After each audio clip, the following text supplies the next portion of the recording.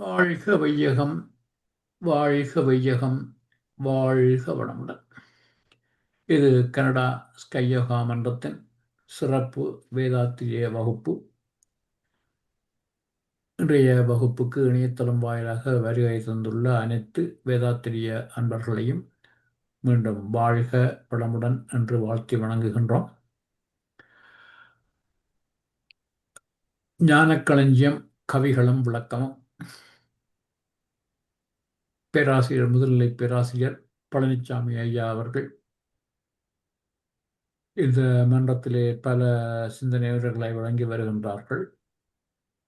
அந்த வகையிலே அண்மையிலே ஆரம்பிக்கப்பட்ட ஒரு சிறப்பு வேதாத்திரிய வகுப்பு ஞானக்களஞ்சிய கவிகளும் விளக்கமும் நம்முடைய வேண்டுதலின் பேரிலே ஐயா இதற்கு இணக்கம் தெரிவித்து ஞானக்களஞ்சிய கவிகளை ஆழமாக விவரமாக நமக்கு அதற்குரிய விளக்கங்களை தந்து வருகின்றார்கள். அந்த வகையிலே நாம் இறை வணக்கம், குரு வணக்கத்துடன் ஆரம்பித்து அதைத் தொடர்ந்து இப்பொழுது உயிர் பற்றிய மகரிஷியின் கவிதைகளை படித்து வருகின்றோம். கடந்த வாரம் 2 கவிதைகள் பார்த்தோம். இப்பொழுது அதன் தொடர்ச்சியாக அடுத்த சில கவிதைகளுக்கான விளக்கங்களை இன்று ஐயா நமக்கு தரவிருக்கின்றார்கள். இப்பொழுது இன்றைய வகுப்பை நடாத்தி தருமாறு பேராசிரியர் பழனிசாமி ஐயா அவர்களை கனடா ஸ்கை யோகா மன்றத்தின் சார்பிலே பணிவன்புடன் வேண்டுகின்றோம். வாழ்க வளமுடன் ஐயா. வாழ்க வளமுடன் ஐயா.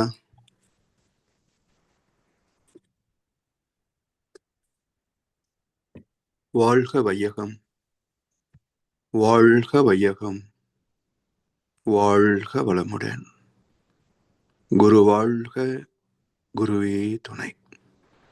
சிந்தனையை, உடல் நலத்தை சீர் அமைத்து ஒய்வைத்த குருவே வாழ்க.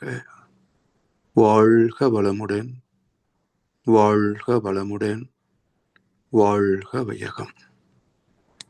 கனடா ஸ்கை யோகா அறக்கட்டளை சிறப்பாக நடத்தி வருகின்ற ஆன்மீக அன்பு உள்ளங்கள், குறிப்பாக பேராசிரியர் முனைவர் சிவசங்கரம் ஐயா அவர்கள் மற்றும் இந்த நிகழ்ச்சியை தொடர்ந்து சிறப்பித்து வருகின்ற அன்புள்ள அனைவருக்கும் அருட்தந்தை வேதாத்திரி மகர்ஷி அவர்கள் சார்பாக வாழ்க வளமுடன் என்ற வாழ்த்துக்களையும் எனது அன்பு கலந்த பணிவான வணக்கத்தையும் சமர்ப்பித்து ஞானக்களஞ்சியம் வேதத்திரிய கவி தொகுப்பிலிருந்து சில கவிகளின் கருத்துக்களை நாம் பகிர்ந்து கொண்டிருக்கின்றோம். இன்றைக்கு உயிரை பற்றிய கவி. உயிரின் ஆற்றல். உயிர் என்ற பரமாணு ஆக்கி காக்கும் உடலினிலே சுற்றி சுற்றி உணர்வாய் ஆற்றும். உயிருக்கு மித உணர்ச்சி தொடர்ந்து இயங்க ஊடு நீர் வெப்பம் காற்று அளவாய் வேண்டும். உயிர் அந்த மூன்றில் ஒன்றின் முறை கேடுற்றால் உடலை விட்டு பிரிந்து விண்வெளியில் சேரும். உயிர் என்ற ஆற்றலுக்கு மரணமில்லை. உணர்வில் விளைவில் இடத்தால் நிலைவேறாகும். உயிரின் ஆற்றல். உயிர் என்ற சொல்லே உய் இரு என்று 2 சொற்களின் கூட்டுச்சொல். அதாவது ஒரு வாழ்க்கை என்ற ஒரு உணர்வு நிலையிலே சில காலம் இந்த பூமியிலே வாழ்கின்ற நிலை, அதுக்கு மூலமான ஆற்றலை உயிர் என்று சொல்கின்றோம். உயிர் என்ற பரமாணு ஆக்கி காக்கும் உடலினிலே. இந்த இடத்துல உயிர் என்பதை நாம் பொதுவாக பயன்படுத்துகின்ற சொல்லாகத்தான் மகர்ஷி இங்க பயன்படுத்துறாரு. இதனுடைய உட்பொருள் ஆத்மா என்று வரும். ஏனென்றால் உயிர் என்ற பரமாணு ஆக்கி காக்கும் உடலினிலே, ஆக்கி காக்கும் உடலினிலே. அப்போ இந்த உடலை ஆக்குவது எது? என்றால் தந்தை தாய் ஈருயிரும் ஒன்று சேர்கிறது. அப்படி ஒன்று சேர்கின்ற போது என்ன மாற்றம் நிகழ்கிறது என்றால், இந்த பக்கத்திலிருந்து 7 தலைமுறைகளின் வினைப்பதிகள் எல்லாம் ஒரு பிரதையாக எடுத்துக்கொண்ட ஒரு அணு. அதே போல அந்த பக்கத்திலே 7 தலைமுறைகளின் பதிவுகள் எல்லாம் எடுத்துக்கொண்ட ஒரு கருமுட்டை. அப்ப இந்த இரண்டும் இணைகின்ற போது ஏற்படக்கூடிய ஒரு தர மாற்றமே புதிய உயிராக, புதிய ஆத்மாவாக உருவாகிறது. எனவே தந்தை தாய் ஈருயிரும் ஒன்று சேர்கின்ற நிகழ்வு தான் முதலில் காரண உடலாக, காந்த உடலாக, காசல் பாடின்னு சொல்லக்கூடிய நிலையிலே உருவாவது. அதனால் இந்த இடத்துல உயிர் என்று மகிழ்ச்சி குறிப்பிடுவது காந்த கருமையம் மற்றும் ஆத்மாவை பற்றிய குறிப்பிடும். என உயிர் என்ற பரமாணு ஆக்கி காக்கும். பரமாணு எது? இறை துகள். அப்ப இறை துகள் தான் அனைத்திற்கும் மூலமாகிய முதல் பரிணாமம். சுத்தவெளியிலிருந்து எழுச்சி பெற்ற முதல் பரிணாமம். அது அவருடைய ஆற்றல் எழுச்சி பெற்று இயங்கி 3 அலை வரைக்கும் அது காந்த களமாக மாறுகிறது. எனவே இருப்பு அதனோடு இயக்கமும், அதாவது இயக்கத்தில் ஈர்ப்பு ஆற்றல், விளக்கும் ஆற்றல் ரெண்டும் சேர்ந்த நிலையில காந்தம். அப்ப இருப்பது என்ன? மையத்திலே இருப்பு, அதை சூழ்ந்து 2 அலைகளும் கலந்த காந்த களம். எனவே இறை துகளே காந்த துகளாக கொள்வதிலே தவறே இல்லை என்று மகிழ்ச்சி சொல்லியிருக்கிறாங்க. அதே போல அதைத்தான் பரமாணு என்று சித்தர் சொல்லுவார்கள். அப்ப சாமிஜிங்க என்ன சொல்றாங்க? உயிர் என்ற பரமாணு. இப்ப பரமாணு போல ஒரு காந்த துகள். இப்போ பொதுவாக நாம் தத்துவத்திலே, மகர்ஷியுடைய வேதத்திலே தத்துவத்திலே நாம் பார்க்கின்ற போது நாம் புரிந்து கொண்ட கருத்து என்ன என்று சொன்னால், விண்ணே உயிராகியது என்று பேசும். அதுல மாற்று கருத்து இல்லை என்றாலும் கூட இரண்டும் ஒரே தரமானதா என்ற ஒரு சிந்தனை வருகின்ற போது ஆம் என்று பதில் சொல்ல முடியாது. ஏன்னா விண்ணுக்கு பதிலாக உயிரையோ, உயிருக்கு பதிலாக விண்ணையோ நாம் பயன் கொள்ள முடியாது. பஞ்சபூதங்களிலே விண்ணாக இருப்பது, ஜீவன்களிலே உயிராக இருக்கிறது. இதையும் அதையும் தரம் மாற்றி போட முடியாது. அப்ப ஏதோ ஒரு நிகழ்வு, அந்த ஏதோ ஒரு நிகழ்வு என்ன என்றால் 27 நட்சத்திர தொகுதிகளினுடைய அலைவீச்சு, இந்த சூரிய குடும்பத்தை சார்ந்த நவகோள்களின் அலைவீச்சு, பிறகு பூமியிலே பஞ்சபூத சேர்க்கையில ஏற்பட்ட அலைவீச்சு விகிதாச்சாரம், எல்லாம் இணைந்த நிலையிலே தான் வான்காந்தம் ஜீவகாந்தமாக மாறுகிறது. எப்படி இறை துகள்கள் குவிந்து விண் என்ற ஆற்றலாச்சோ, அதே போல ஜீவாந்த துகள்கள் குவிந்து உயிர் என்ற ஆற்றலாச்சு. இப்போ விண் சுழகின்ற போது விண்ணின் கரைசல் தானே அழுத்தம், ஒளி, சுவை, மனம். அதே போல உயிர் சுழன்று ஓடுகின்ற போது ஏற்படக்கூடிய தன்மாற்றம், அங்கே கரைசல்னு சொல்றோம், இங்கே உயிரின் காந்தத்தின் தன்மாற்றம். உணர்கின்ற நிலையில தொடு உணர்வாக சுவை, வாசனை, பார்வை, ஓசை உணர்வாகவும் மற்றும் மனமாகவும் செயல்படுகின்றது. எனவே உயிர் என்ற பரமாணு ஆக்கி காக்கும்.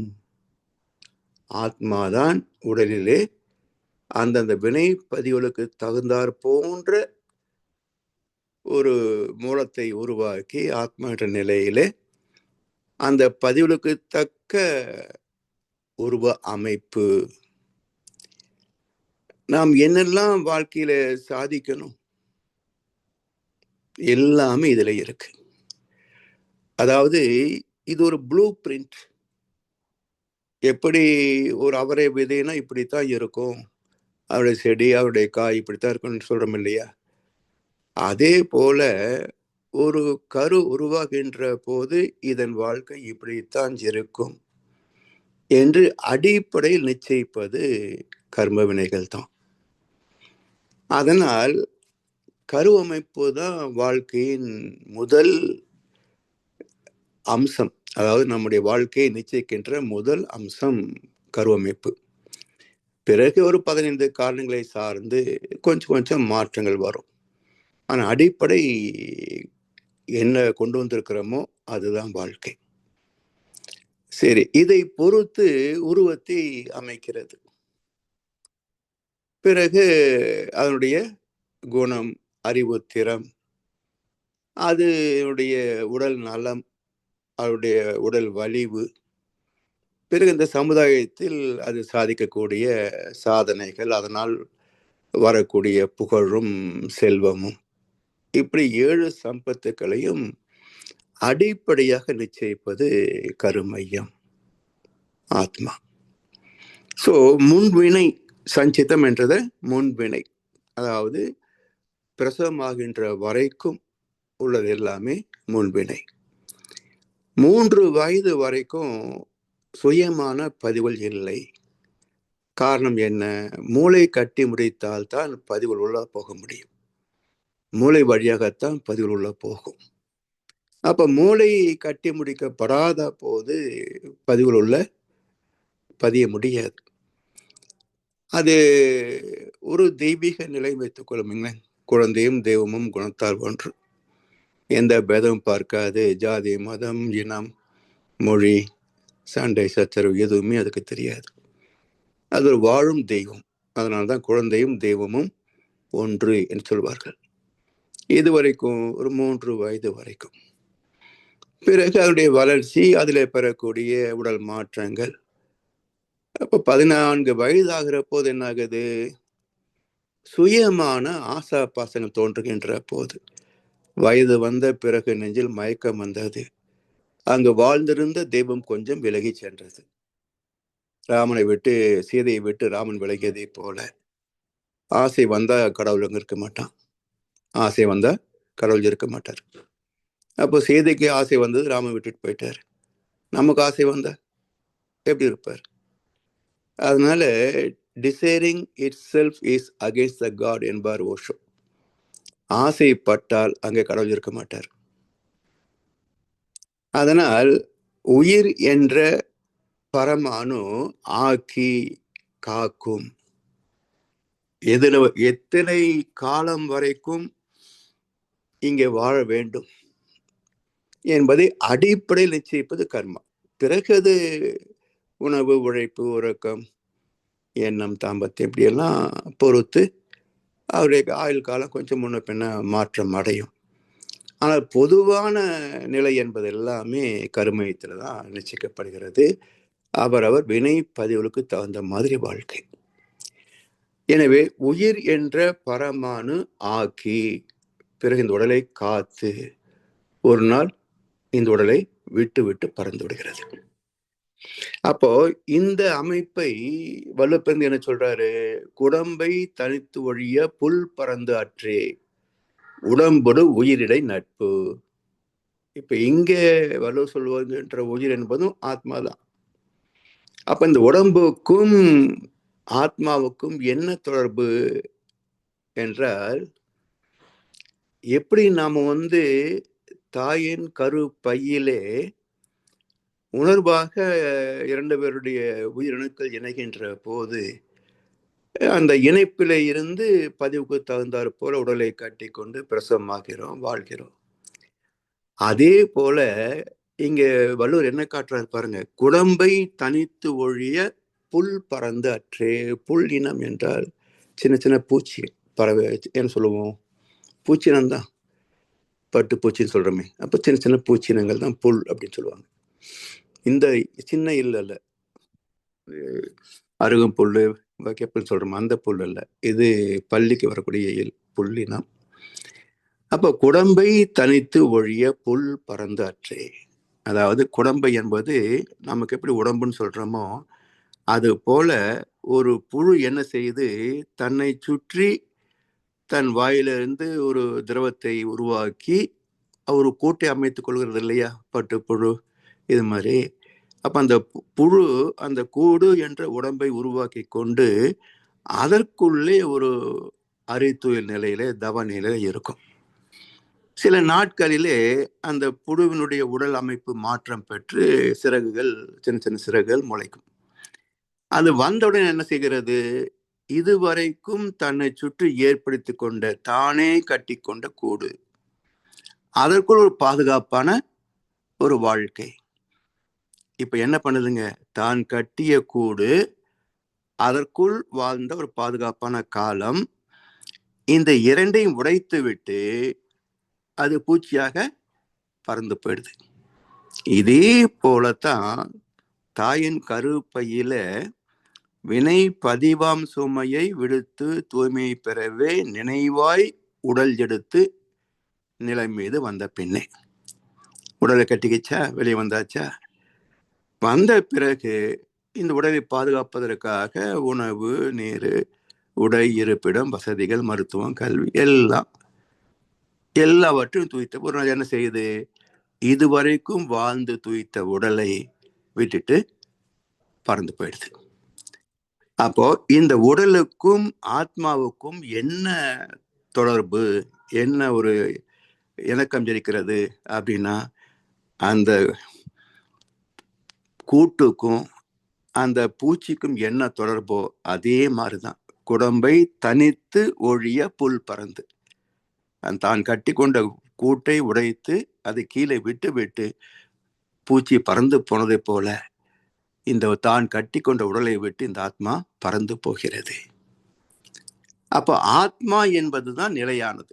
நான் நிரந்தரமானவன், அழிவதில்லை. எந்த நிலையிலும் எனக்கு மரணம் இல்லை.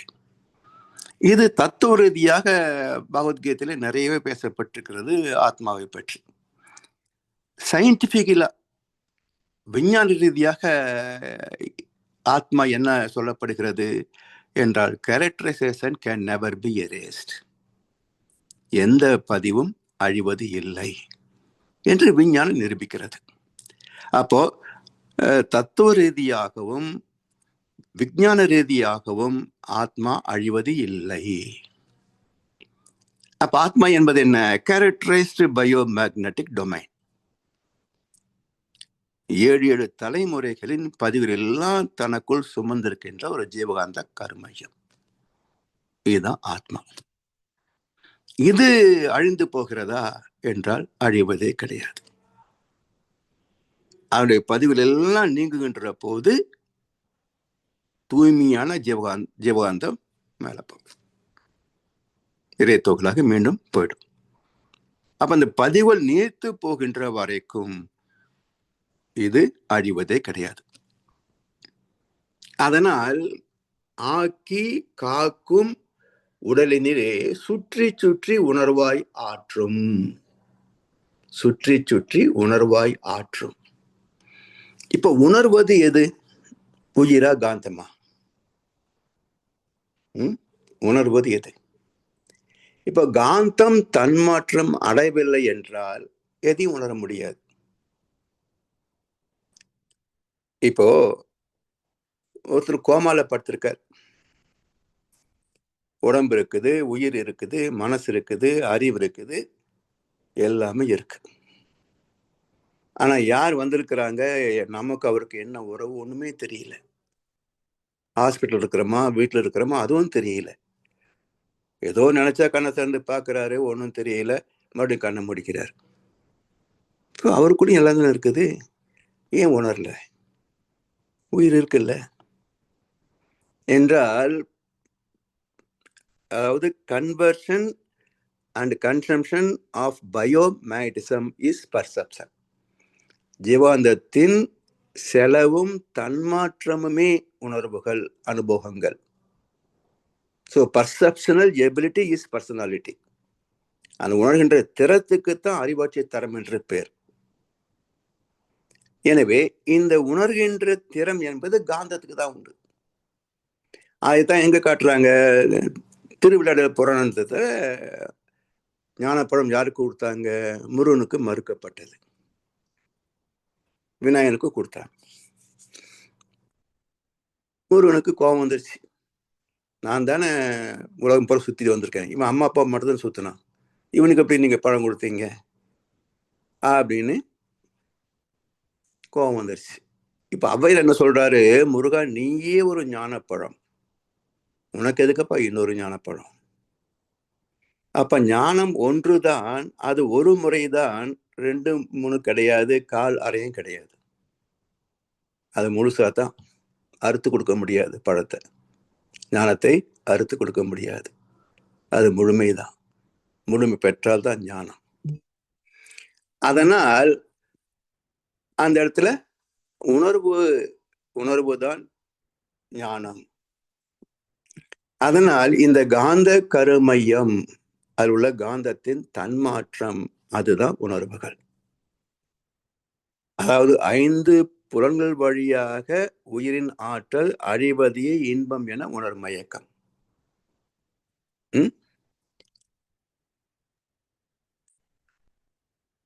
எனவே இந்த இடத்துல அந்த காந்தத்தின் தன்மாற்றங்கள் தான் உணர்வை தவிர, உயிரிலிருந்து காந்தலைகள் விடுபடவில்லை என்றால் அங்க உணர முடியாது.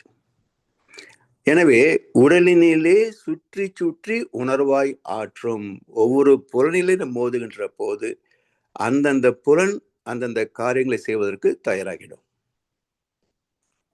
என்ன மூளையிலிருந்து ஒரு கமாண்ட் வரணும், செய்வதா வேண்டாமா என்பது ஒரு கமாண்ட் வரணும். பைத்தியத்துக்கு அதுவும் தேவையில்லை, அது பற்றி நினைச்சபடி ஏதோ ஒன்று செஞ்சுக்கிட்டு இருக்கும். அப்போ ஒரு நல்ல ஒரு ஆரோக்கியமான நலமான உடல் அமைப்பு மனிதன் என்றால் இதெல்லாம் சரியா இருந்தா அவர் ஒரு முழுமையான நிறைவான மனிதனாக மதிக்கப்படுகிறோம். உயிருக்கு மித உணர்ச்சி தொடர்ந்து இயங்க.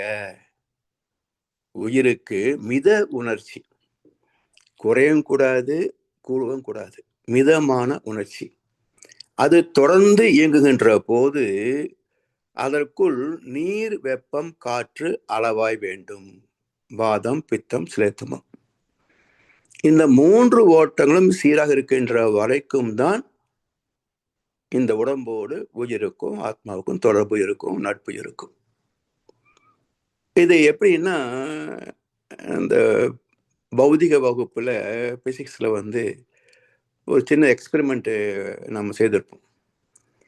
அத 3 அட்டைகள் ஒரே உயரத்துல துவாரம் போட்டிருப்பாங்க. 3 அட்டைகள்.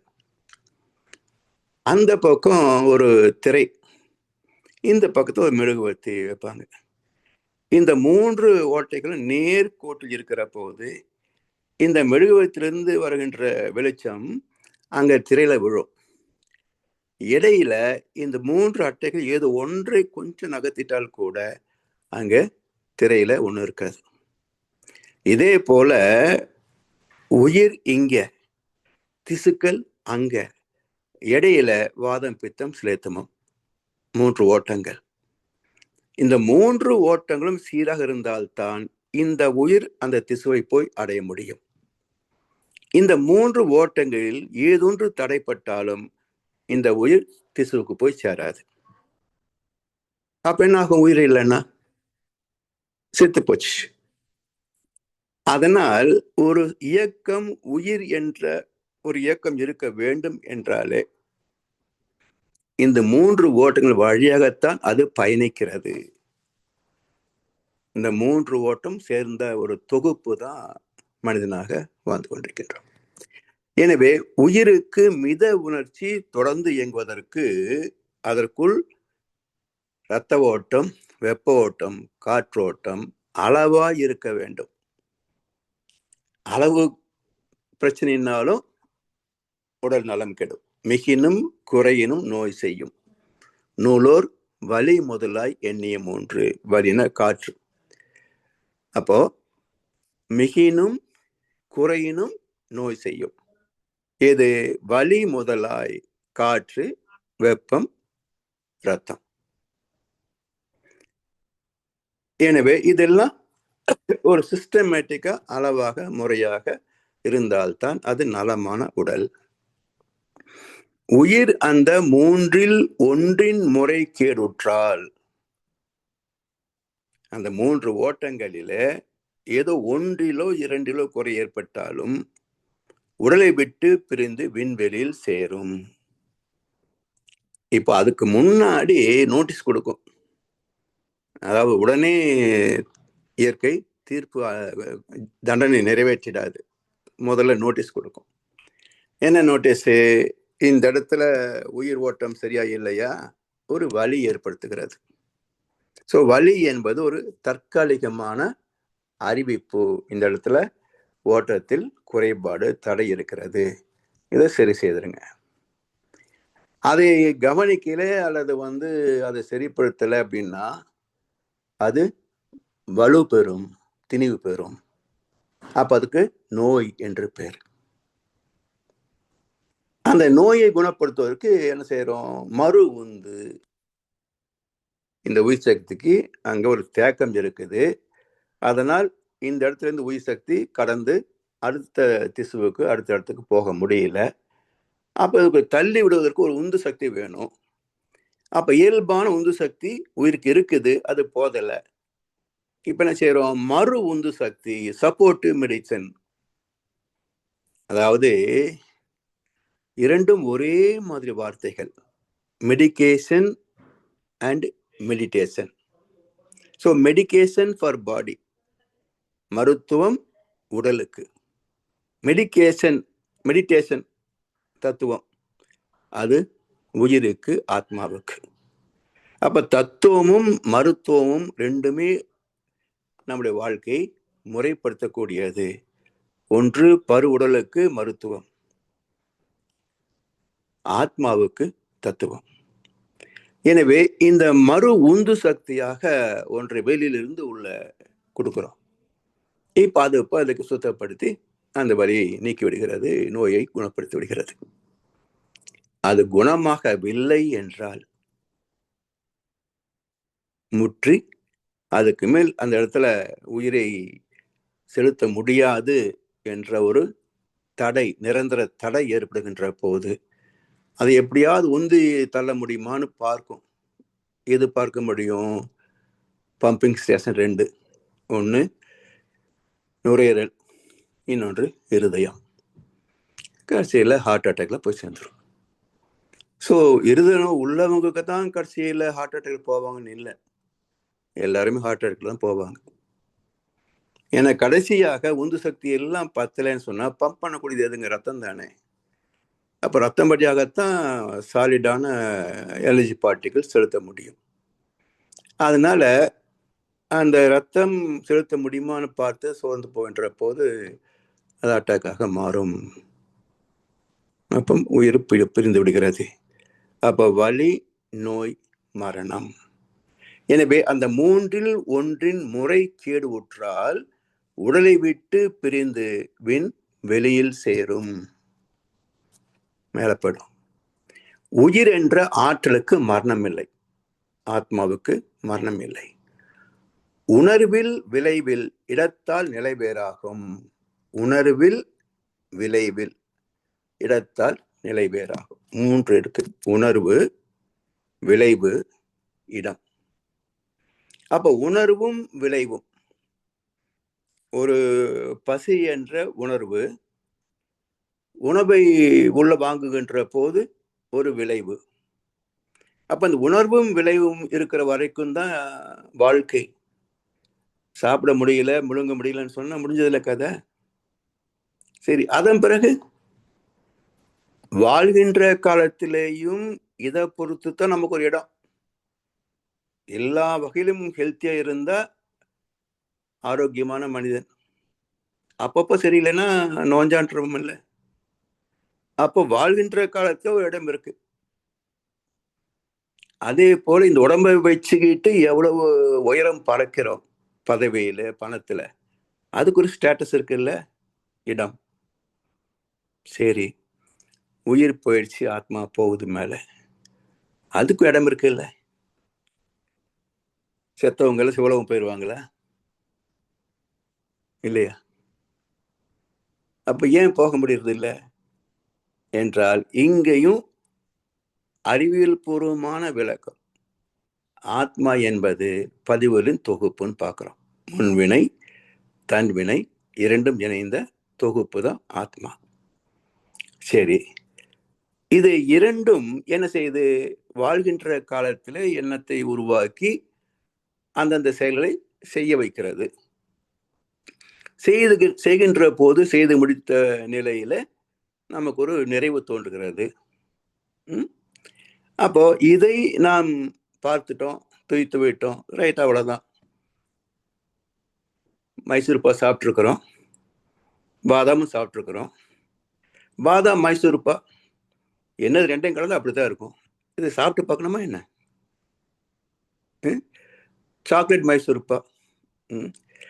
அதே மாதிரி இந்த ஹார்லிக்ஸ் இருக்கு பாருங்க, குழந்தைங்களுக்கு ஹார்லிக்ஸு, அப்புறம் வளரும்போது ஹார்லிக்ஸு, கன்சீவ் ஆன ஒரு ஹார்லிக்ஸு, டெலிவரி ஆன ஒரு ஹார்லிக்ஸு, செத்து போன படைக்கிறதுக்கு ஒரு ஹார்லிக்ஸ் கண்டுபிடிக்கல.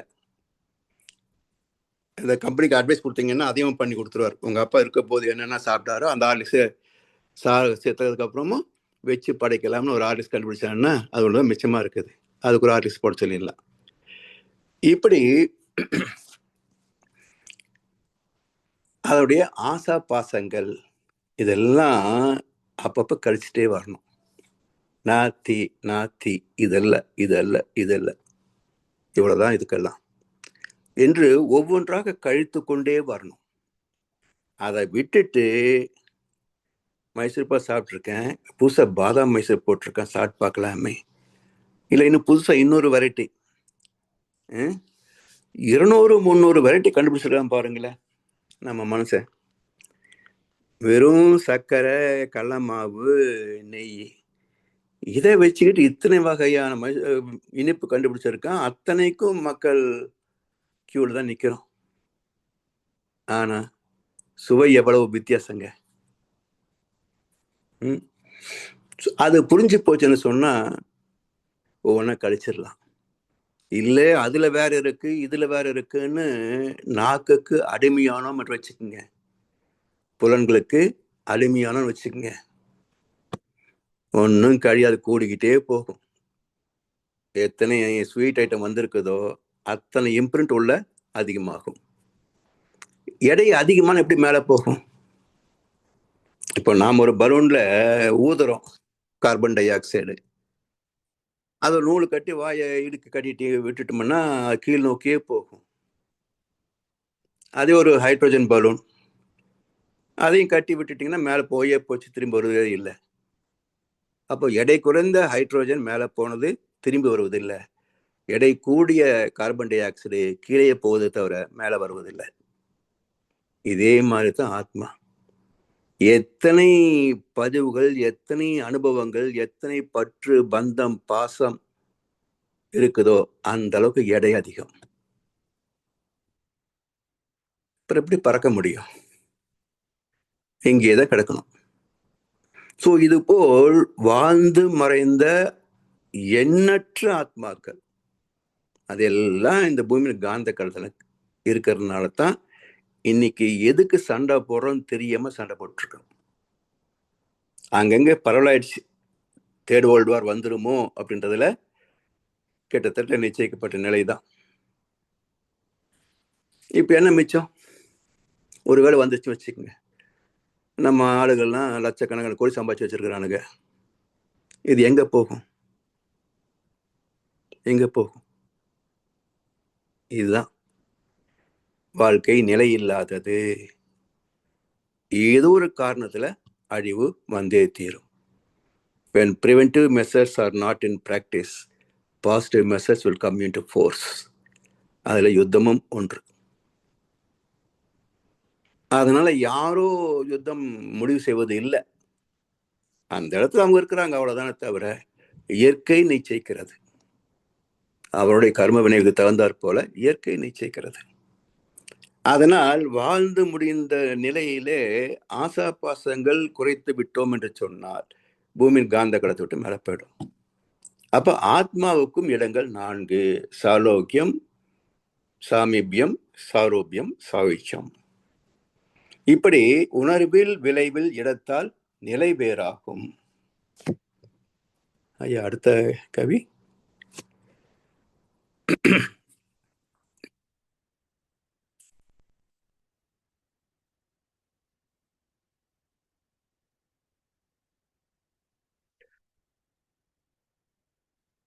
அடுத்து உயிரின் ஆற்றலே அடுத்த இன்னொரு இரண்டாவது கவி, உயிர் என்ற பரம அணு ஒழுங்குற்று பரப்பொருளில் சுழல வைத்தாம். உயிர் சுற்றி சுழன்று பின் உருவ உடலை கட்டும். மேலும் அந்த உயிர் உடலை காத்து வரும். உடல் கட்டு ஒழுங்கு மிக குறைந்து போனால் உயிர் உடலை விட்டு பல உயிர்களிலும் விண்ணகத்தும் கலந்து போகும். அதாவது உயிரின் ஆற்றலிலே உயிர் என்ற பரமாணு சென்ற கவியிலே பார்த்துட்டோம். ஒழுங்கு உற்று பரப்பொருளில் சுழல வைத்தாம். ஒழுங்கு உற்று பரப்பொருளில் சுழல வைத்தாம். பரப்பொருள் எதுங்க? ஏகாந்தம், சுத்தவெளி. அதிலிருந்து வெளிப்பட்ட ஆற்றல், விளக்கும் சக்தி, இரண்டும் இணைந்த நிலை காந்தம். இவ்வளவுதான் இருப்பு, இயக்கம், காந்தம். இந்த ஒழுங்கமைப்பு ஒவ்வொரு தோற்றத்திலேயும் ஒவ்வொரு மாதிரியா இருக்கும். ஹைட்ரோஜன்னா அதுல ஒரு மாதிரி தன்மைகள், ஆக்சிஜன்னா அதுக்கு ஒரு மாதிரி தன்மைகள், கார்பன்னா அதுக்கு ஒரு மாதிரி தன்மைகள், நுண்ணுயிர் என்றால் அதுக்குள்ள சிறப்புகள், மனிதன் என்றால் நமக்குள்ள சிறப்புகள். அப்ப அந்தந்த இடத்துக்கும் இயக்கத்திற்கும் அழுத்தத்திற்கும் தகுந்தாற் போல மாற்றங்கள் நிகழ்ந்து கொண்டே இருக்கும். எனவே ஒழுங்குற்று பரப்பொருளில் சுழல வைத்தாம். இந்த சுழற்சி ஏற்படுவதனால்தான் மையத்தை உருவாக்குகிறது. அப்போ சுழல்கின்ற இறைத்துகள் மையத்தை வைத்திருக்குது. அதன் தொகுப்பாகிய விண்ணும் மையம் இருக்கு. அதே போல அத்தனை கோள்களுக்கும் மையம் உண்டு. உலகங்களின் ஈர்ப்பு உள்மையம் கொண்டும், உயிர் வகைகளில் காந்த கருமையம் கொண்டும். இப்ப காந்த கருமையம் உயிர் வகைகளில் நுண் உயிரில் தொடங்கி விருத்தி அடைந்து கொண்டே வந்து நம்மிடத்திலையும் பயணம் தொடர்கிறது, முடிவதே இல்லை. எனவே அது அந்த வித்தை ஏற்படுத்திக் கொள்கிறது மையத்துல. இந்த வித்து என்பது கண்களுக்கு தெரியுமா? வித்து சக்தின்னு சொல்றோம், உயிர் சக்தின்னு சொல்றோம், பார்க்க முடியுதா? அனுமானம் தான், ஏற்றுக்கொள்கிறோம் இருக்குன்றத.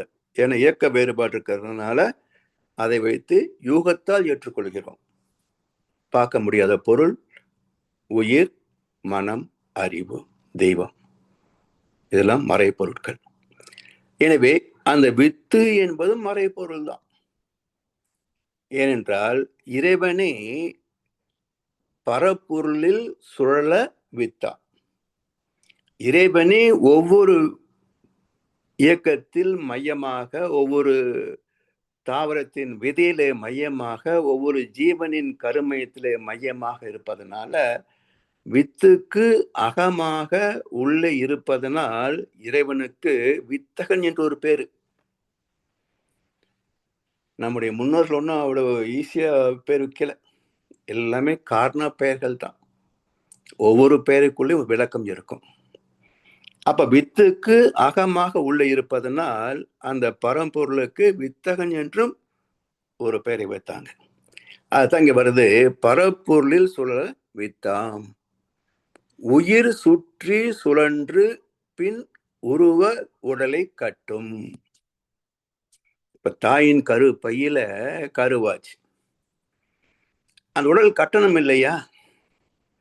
அப்போ அந்த குழாய் பிளசண்டாவா, அதுல இருந்து சப்ளை வருது, தொப்புள் கொடி வழியாக சப்ளை வருது. இதை வைத்து கொண்டு சுற்றி சுழன்று எங்கெல்லாம் அணுக்களை சேர்க்கணும், அதாவது தழைத்து ஒரு உடலாகி உலகில் வந்தோம் என்றார் மகரிஷி. இந்த தழைத்தல் என்ற சொல் மிக அற்புதமான ஒரு முழுமையான சொல்.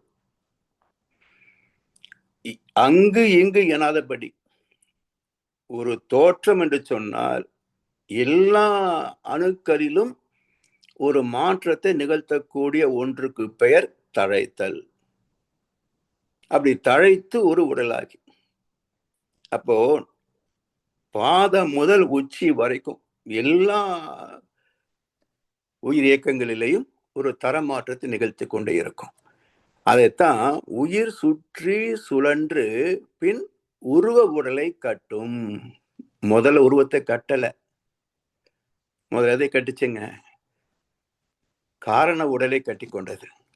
தந்தை தாய் இருவரும் சேர்ந்த போது அது காந்த உடலாக கட்டி கொண்டது. அந்த காந்தத்தின் வளர்ச்சியிலே அது உயிர் உடலாக மேன்மைப்பட்டது. உயிரின் வளர்ச்சியிலே அது திசுக்களாக திடப்படுகிறது. அப்போ காந்த உடல், உயிர் உடல், பரு உடல், இந்த மூன்றும் சேர்ந்த தொகுப்பு தான் மனிதன். அதுதான் ஜீவன். அதனால் இந்த உயிர் இயக்க ஓட்டத்துல அது உடலை கட்டுகிறது, உருவ உடலை கட்டும். மேலும் அந்த உயிர் உடலை காத்து வரும். உயிர் போயிடுச்சுன்னா பிணம் தானே. அப்ப உயிர் இருக்கின்ற வரைக்கும் தானே எல்லாமே. அந்த உயிர் அவ்வளவு ஈஸியா விட்டுட்டு போயிடுதா பாருங்களேன். உடம்பை விட்டு அவ்வளவு எளிதில் உயிர் பிரிந்து விடுகிறதா? எப்படியாவது தப்பிக்க முடியுமான்னு பார்க்கும். எல்லா வகையிலும் எல்லா கேட்டு மூடியாச்சு, வேற வழியில இது கண்டம் இந்த உடம்பு, இனிமே இதுல இருக்க முடியாது அப்படின்ற இடத்துலதான் உயிர் வெளியே போகுமே தவிர, என்ன சொல்றாங்க சயின்ஸ்ல, பிரெயின் டெத். நம்ம சொல்றோம் மூச்சு நின்று போச்சுன்னா கூட ஒத்துக்கிறது இல்லை, ஹார்ட் நின்று போச்சா ஒத்துக்கிறது இல்லை, எப்படியோ மறுபடியும் சர்வே பண்ணிடலாம் அப்படின்றாங்க. அப்போ மூளை செத்து போச்சுன்னா அவங்க டிக்ளேர் பண்றாங்க முடிஞ்சு போச்சு, இனிமே ஒன்றும் பண்ண முடியாது. அப்போ கடைசி அந்த நுண் உணர்வு இருந்தால் கூட பிழைக்க வச்சிட முடியும் என்கின்ற அளவுக்கு விஞ்ஞானம் வளர்ந்ததுனால தான் இங்கே ஜனத்தொகை கூடிக்கிட்டே போகுது. ஜனத்தொகை கூடி முடிக்கிச்சோன்னாக்க யுத்தம் வரும். அழியணும் இல்லை. இந்த பூமிக்கு 807 கோடி மக்கள் மிக அதிகம் இல்லையா? அப்போ ஒன்றும் நாம கட்டுப்படுத்தணும். ராமன் சொன்ன மாதிரி நமக்கு ராமாயணம் புரியல, இல்லை பொருளாதாரத்தை வைத்தாவது கட்டுப்படுத்தணும், அதுவும் அறிவு இல்லை, யாரும் சொல்லித்தரல. அப்போ இறைவனை கையில் எடுத்துட வேண்டியதுதான். அர்ஜுன் சொல்லி பார்க்குறாரு, பீஷ்மரை கொண்டுடப்பான்னு. அவர் ரொம்ப தயங்குறார். நீ பண்ணலையா? சரி நானே இறங்கிடுறேன். சக்கத்தை இறங்கிட்டு வாங்கி எடுத்துட்டு இறங்கிட்டார் பாருங்க. அது இறைவனே வந்துடுவான். அதான் when preventive measures are not in practice, positive measure, இறைநிலை ஈர்ப்பு சக்தி, positive measures will come into force. அதனால் உயிர் உடலை காத்து வரும். உடல் கட்டு ஒழுங்கு மிக குறைந்து போனால், இந்த உடல் கட்டிய கட்டுப்பாட்டில ஒழுங்கு மிக குறைந்து போனால் உயிர் உடலை விட்டு பல உயிர்களிலும் விண்ணகத்தும் கலந்து போகும். இந்த பல உயிர்கள்னா யார் யாரு? உயிர் உடலை விட்டு பல உயிர்களிலும் விண்ணகத்தும் கலந்து போகும். அப்படின்னா இந்த இறப்பு என்பது எத்தனை வகை? கொலை, தற்கொலை, விபத்து, இது மூன்றுமே அகால மரணங்கள். அப்புறம் நோய்வாய்ப்பட்டு இறப்பது ஒரு வகை. வயோதிகத்தில் முதுமையில் முடிஞ்சு போவது ஒரு வகை. இந்த மூன்றும் போக ஞானம் பெற்ற நிலையிலே ஜீவ சமாதி அடைவதோ அல்லது இறைநிலையோடு கலந்து போவதோ ஒரு வகை. இப்படி 4 வகையிலையும் உயிர் போகுதுன்னு பார்க்கிறோம். அதுல எந்த வகையிலே பல உயிர்களிலும் விண்ணகத்தும் கலந்து போகும் என்றால், இந்த விபத்துல வர்றாங்க பாருங்க, கொலை, தற்கொலை, விபத்து, இந்த அகால மரணங்கள் இங்க இருக்கிற யார் கூடும் கலக்காது. அது நேரம் மிதந்துட்டு இருக்கும், பூமியின் காந்த களத்தோட மிதந்துகிட்டு இருக்கும். ஏன் அப்படின்னா அதனுடைய ஆசா பாசங்கள், அந்த கருமத்துடைய தாக்கம் எல்லாம் இருக்கும். ஆனா ஒரு பதிவின் தாக்கத்தின் காரணமாக விபத்தோ கொலையோ தற்கொலையோ நிகழ்ந்தது. அதனால் அது மேல போக முடியாது. ஏன்னா ஹெவி வெயிட், வாழ வேண்டும் என்ற ஆசா பாசங்கள் நிறைய இருக்கும். அதனால் மேலே போகாது. அப்போ இந்த பூமியின் காந்த களத்திலே அது தொகுப்பாக மிதந்து கொண்டிருக்கும், இன்னொன்றோடு கலக்காது. அடுத்தது வயோதிகம் அல்லது நோயினால் போகக்கூடியதெல்லாம் பார்த்தீங்கன்னா, அந்த சடங்கு வச்சிருக்கிறாங்களே, இந்து தத்துவ மாதிரி உலகத்துல நீங்க எதையுமே பார்க்க முடியாதுங்க. அர்த்தம் புரியாததுனால இந்த அரவேக்கா இருக்காங்களே, இந்த ஒரு கருப்பனுக்கு வந்தாங்க பாருங்க, தமிழ்நாட்டை கெடுத்ததே இந்த கூட்டம்தான். ஏதோ பெரிய ஒரு புரட்சி பண்ற மாதிரி மக்கள் மத்தியில இல்லாத கருத்தை சொன்னாங்களே தவிர இதுலயும் அர்த்தம் கிடையாதுங்க. ஒரு சடலத்தை வச்சு சுற்றி வந்து வணங்குகிறோம் அப்படின்ற சடங்கு ஏற்படுத்துறாங்க இல்லையா? எதுக்காக வச்சாங்க அப்படின்னா, உடலை பிரிகின்ற ஆத்மா அதனுடைய உடலோடு சேர்ந்த நிலையில அது உடனே போய் மேல கலந்துராது. அப்ப அந்த உடல் நிலை எடுக்கிற வரைக்கும் அந்த உடலோட கலந்துருக்கும். அப்ப சுற்றி வந்து வணங்குகின்ற போது இந்த பதிவுகளிலே சிலது வந்து அவங்களோட இணைந்து கொள்ளும். யாரோட இணையும் என்றால் ஒத்த பதிவுகள் இணையும்.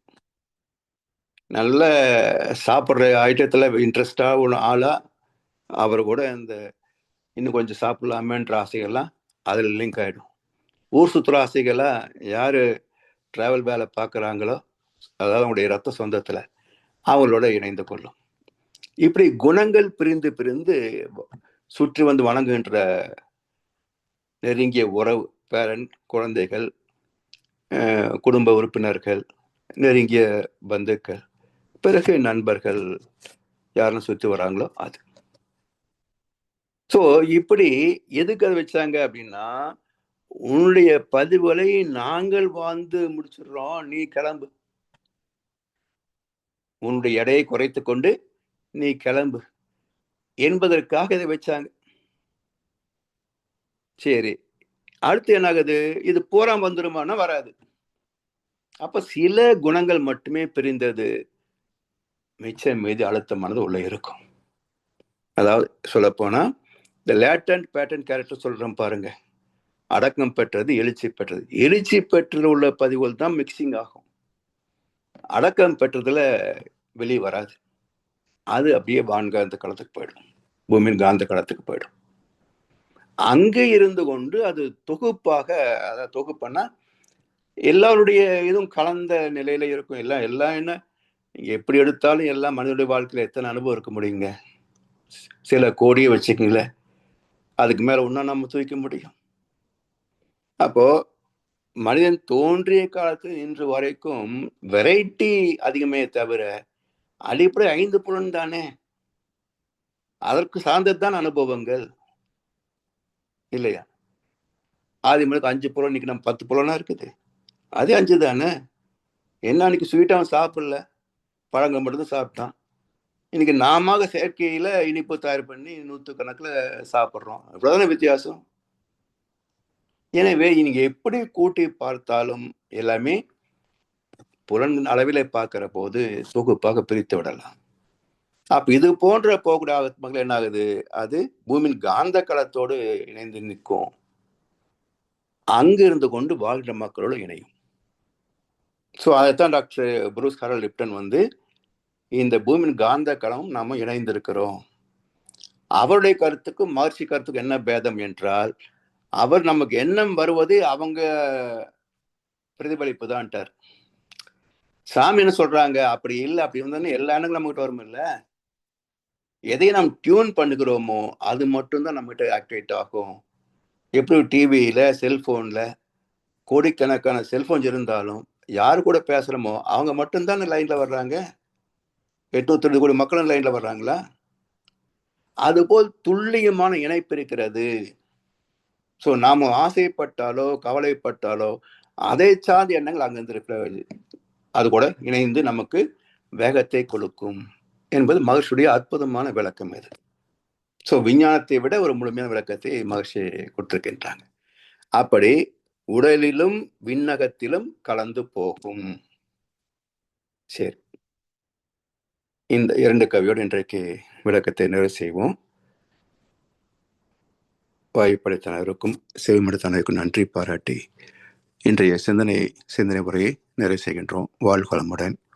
வாழ்க வளமுடன், வாழ்க வையகம். வாழ்க வளமுடன். மிக்க நன்றிகள் ஐயா. வாழ்க வளமுடன் ஐயா. உயிரின் ஆற்றல் பற்றிய 2 கவிதைகளை இன்று கற்றுக்கொண்டோம். சிறப்பான விளக்கம் ஐயா. ஓரளவுக்கு எங்களுக்கு தெரிந்த பகுதி இருந்தாலும் இதுக்குள்ள புதுமையான விளக்கங்களை எங்களுக்கு தந்திருக்கின்றீர்கள். தெரியும் சில இடங்களிலே தெரியாத விடயங்கள் பல கற்றுக்கொள்ளக்கூடிய இருந்தது. மிகச் சிறப்பு ஐயா, நன்றிகள். இப்பொழுது அன்பர்களுடைய கேள்வி பதில் பகுதிக்கு செல்வோம். ஐயாவிடம் உங்கள் கேள்விகளை கேட்க விரும்புவர்கள் அல்லது சந்தேகங்களை தெளிவுபடுத்த விரும்புவர்கள் இப்பொழுது கைகளை உயர்த்தி கேட்கலாம். தானா ஐயா? ஐயா வாழ்வனுடன் ஐயா. வாழ்க வளமுடன் ஐயா. ஐயா நீங்கள் தெளிவுபடுத்திட்டீங்க என்றாலும் திருப்பி இருக்கா தெளிவுக்காக கேட்கணும் போல இந்த உயிரும் ஆன்மாவும் என்று கேட்க உயிர் வேற ஆன்மா வேறையா ரெண்டு மூண்டா? எப்படிங்க? உயிர் ஆன்மா. ஆத்மா என்பது காந்த அலைக்களம். அந்த ஜீவாந்தத்தினுடைய திணிவு ஏற்படுகின்ற போது உயிரிலிருந்து அந்த ஜீவாந்த அலைகள் கரைகின்ற போது தன்மாற்றத்துல அழுத்தம் ஒளி சுவை மனமாக உணர்கிறோம். ஆமாய்யா. அப்ப ஐயா அந்த கரு உருவாகும் போதே உயிரும் வந்துருமா இல்லாட்டி அது கரு உருவாகிற போது காந்த அலைகள் தான் கருவாகும். அது வளர்ச்சி பெற்று திணிவாகின்ற போது உயிர் அலைகள். உயிரின் வளர்ச்சி திணிவாகின்ற போது திசுக்கள். இந்த மூன்றும் சேர்ந்தது உறுப்புகள். அப்பையா அந்த உயிர் உடலை விட்டு போகும்போது அந்த ஆத்மா அந்த உயிர் இப்ப ஒரு இந்த பாடல பாத்தீங்க எப்படின்னு சொன்னால் ஒரு கருத்து சொன்னீங்க. இந்த மூன்றும் அதாவது வாதம், பித்தம், சிலேத்மனம் சொல்லி 3 சொன்னீங்க. அது உயிர், காற்று, வெப்பம், ரத்தம். அது உயிர், காற்று, வெப்பம், ரத்தம். அது மூன்றும் சீராக ஒரே இதெல்லாம் பேலன்ஸ் ஆயிருந்தால் அந்த உயிர் இருக்கும். அது ஒன்று அங்கங்க மாறிட்டு சொன்னா உயிர் போகமாட்ட மாதிரி ஒரு கருத்து சொன்னீங்க. வலி, நோய், மரணம். ரைட். அப்ப அதுல இன்னொன்று சொன்னீங்க, அந்த மூன்றும் ஒன்று கெட்டால் உயிர் உடலை விட்டு பிரிந்து விண்வெளியில் சேரும் என்று சொல்லி. அப்ப இந்த விண்வெளியில் சேரும் என்று சொன்னால் அதான் இந்த கடைசி பாடல இப்ப சொன்னீங்க, உயிர் உடலை விட்டு பல உயிர்களிலும் விண்ணகத்தும் கலந்து போகும் என்று சொல்லி. அப்ப அந்த உயிர் விண்ணகத்துல சேரும்னு சொன்னால் அந்த ஆத்மான்றது அது புரிம்பா இருக்குமா இல்லாட்டி இப்ப பாருங்க அந்த உடலை விட்டு பிரிஞ்சதை அந்த இடத்துல உயிர் விண்ணோட சேர்ந்துடும். அதாவது உடலை விட்டு மேலே போவது ஜீவாத்மா மட்டும்தான். உயிர் என்பது உடலில் இருக்கின்ற வரைக்கும் விண் இயக்கமாக எனர்ஜி கொடுத்துட்டு இருக்கு இல்லைங்களா? ஆமா. அந்த எனர்ஜி தான் உயிர். அதுக்கு மூலம் ஜீவாந்தம். ஜீவாந்தம் என்ன பண்ணுது?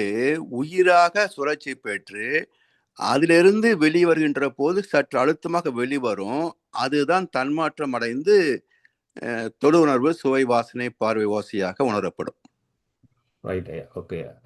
ஜீவாந்தத்துடைய திணிவு கம்மியா இருந்ததுன்னா, வோல்டேஜ் கம்மியா இருந்ததுன்னா வேலை செய்யாது.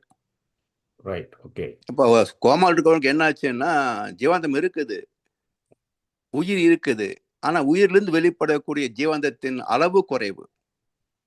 அதனால புலன் வேலை செய்யாது. அடுத்த ஐயா அந்த கரு உருவாகும் போது அந்த பதிவுகள் அந்த தாய் உயிரும் சேர்ந்து பதிவுகள் தான் உடலை காட்டுது, உயிரை காட்டுது. அந்த பதிவுகள் தான் உடலை காட்டுது. அப்ப அந்த சிசு அந்த பிள்ளை பிறக்கும் போதே அந்த பதிவுகள் எல்லாம் பிள்ளையோட வந்துடும். ஆமா. அப்ப அதே பிறகு அந்த 3 வயதுல தான் மூளை கட்டிய பிறகுதான் அந்த பதிவுகள் வேற புது பதிவுகள் பதியும். ஆமா. ரைட். அப்ப தன்வினை. அப்ப அந்த முன்வினை அந்த பிறக்கைக்கு அது முன்வினை இருக்குது. ஆமா. அப்ப அந்த 3 வயதுக்கு உள்ள அந்த பதிவுகளின் தாக்கம் பிள்ளைக்கு இருக்குமா? பிள்ளைகளுக்கு அந்த தாக்கம் என்ன நோய்வாய்ப்படுவது, அல்லது பிறந்த பிறகு உடனேயோ அல்லது 3 வருஷத்துக்குள்ளேயே செத்து போறது, இதெல்லாம் அந்த பதிவுகளின் தாக்கமே தவிர பெருசா அனுபவங்களை வைத்து தாக்கம் இருக்காது. இப்ப சில பல்ல பார்த்தீங்கன்னு சொன்னா கொஞ்சம் கூட ஆக்டிவா இருக்கும். சிலாடி அந்த கொஞ்சம் கோவம் அந்த அதில அது பார்க்க எல்லாமே அதனுடைய ஆத்மால இருக்கக்கூடிய உயிரின் திணிவு தான் காரணம். ரைட். அப்ப அது இப்போ அந்த கருமையத்துல இருக்கு பாருங்க. அப்ப நோய் தன்மை, உடல் நலம் குறைவு அப்படின்னு இருந்ததுன்னா, அந்த கரு பிறக்கிற போதே கொஞ்சம் நோஞ்சனாத்தான் இருக்கும். அதை ஏன்னா அதுல அதோட இம்ப்ரிண்ட் வந்து உடல் ஆரோக்கியம் வந்து 100% இல்ல. ரைட் சரியா. Okay okay okay. புரிஞ்சையா புரிஞ்சதையா. நன்றிகள் ஐயா. வாழலாம். நன்றிம்மா. வாழ்க. அடுத்து கிருபாநிதி அம்மா. ஐயா வாழ்க வளமுடன். ஐயா வாழ்க வளமுடன் ஐயா. வாழ்க வளமுடன்மா.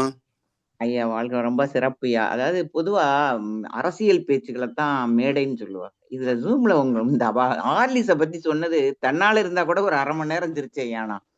ஏன்னா ஹார்லிஸ்க்கு வடி தண்ணின்னே சொல்லுவேன் நான். அந்த வடிச்ச கஞ்சி மாதிரி இருக்கு, எனக்கு வேண்டவே வேண்டாம்.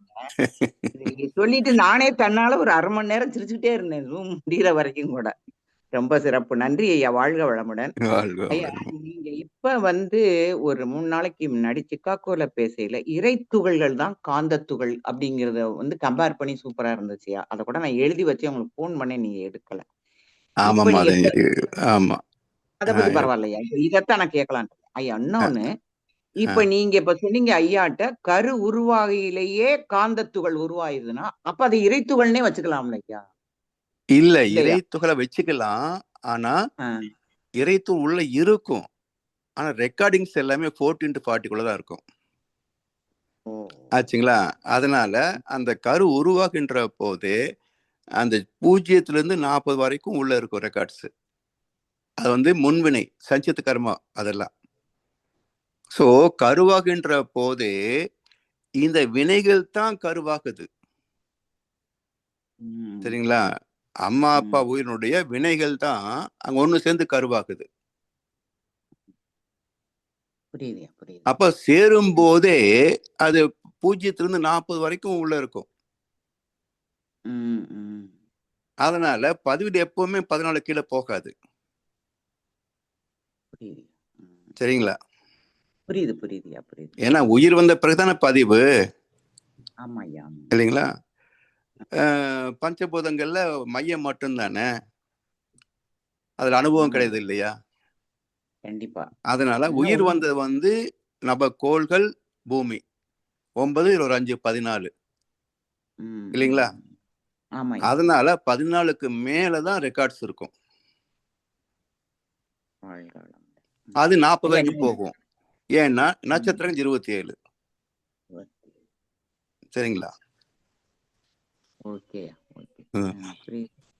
ஐயா. என்ன ஒண்ணே ஒண்ணு, இப்ப நான் வந்து கோள்கள்ல இருந்து சூரியன் சுத்தையில தான் நடுவுல அந்த ஏற்பட்டது ராகு கேதுவா வருதுன்னு இவ்வளவு நாள் நினைச்சிட்டு. நீங்க எல்லா கோள்களுமே நடுவுல ஒரு சுழல் மையம் இருக்கு அப்படின்னு சொன்னா அதெல்லாம் எப்படி சும்மா சுத்தவெளியிலே அப்படியே அதுலயே கலந்துருமா? மையம் இருக்கு.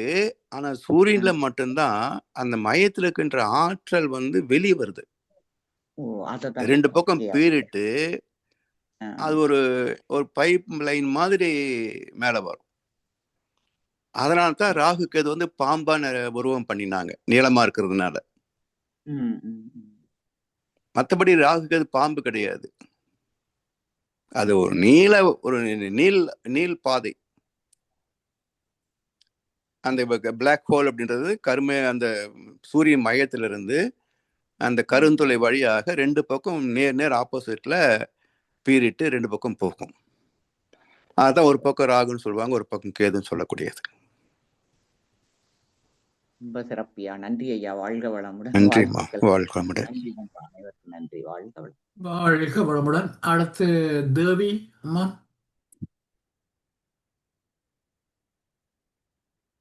அவங்க கவித்தாங்க. ஓகே.